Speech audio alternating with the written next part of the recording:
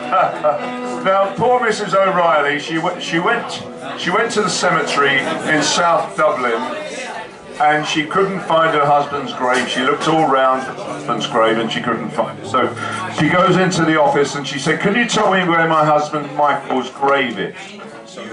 So the guy looks down the list and he says, "There's no Michael O'Reilly in this cemetery."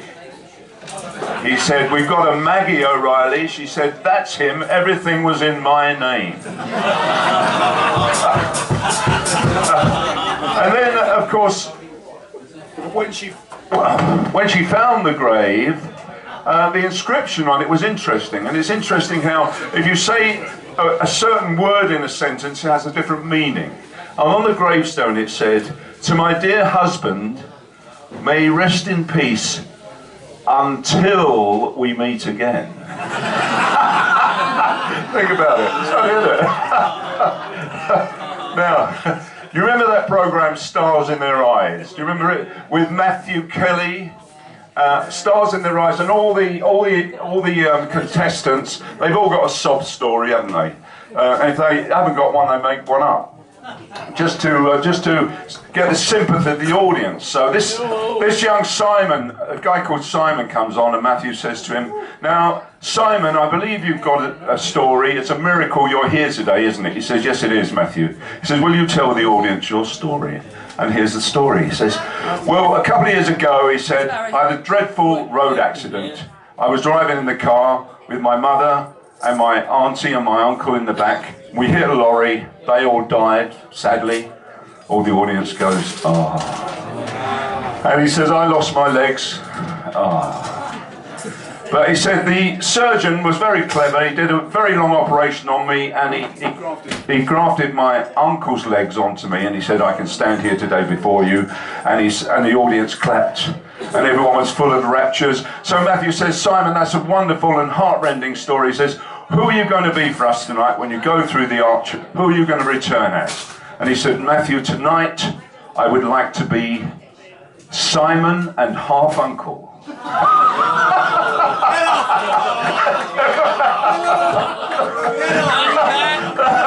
That's good, isn't it? That's funny. Right, okay.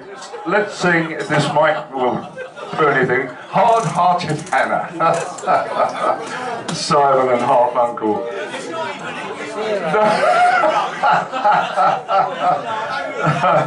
Oh well. Yes. Okay. In Old Savannah, yeah. Yeah. That's funny, isn't it? 1, 2, 3.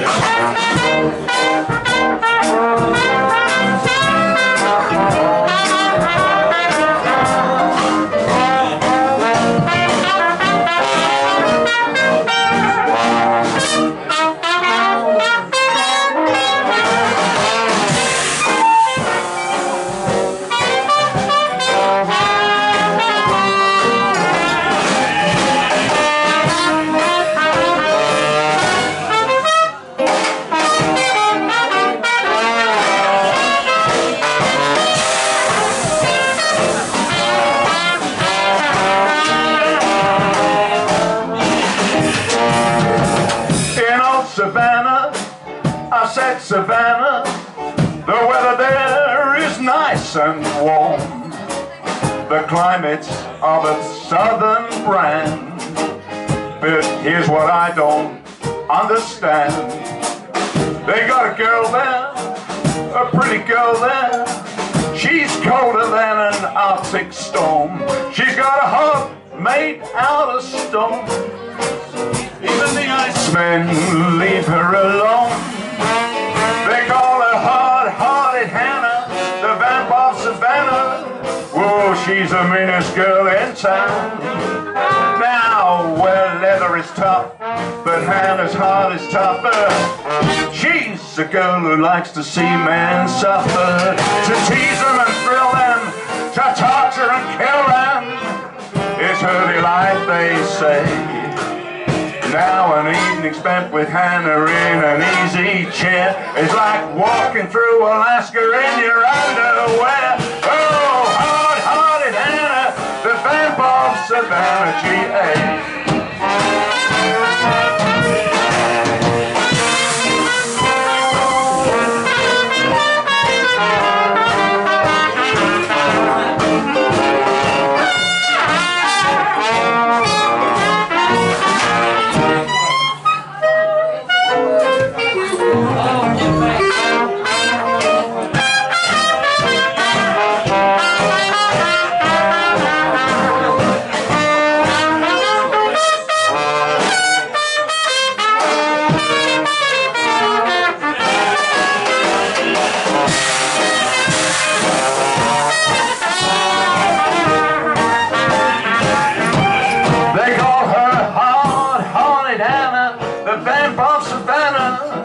She's the meanest girl in town.